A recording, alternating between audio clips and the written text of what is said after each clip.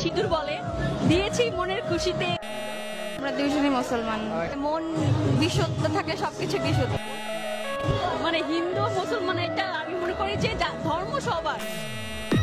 Fortunately আমরা মুসলমান।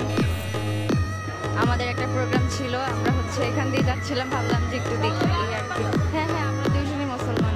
এখানে উৎসব দেখে আমরা আসছি, মুসলমান আর হিন্দু তো এখানে কোনো উৎসব সবার।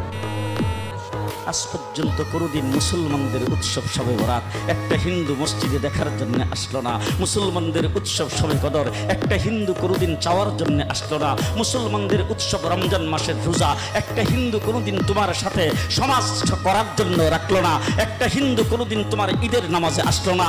একটা হিন্দু কোনোদিন তোমার সাথে জুমার নামাজে অংশগ্রহণ করলো না।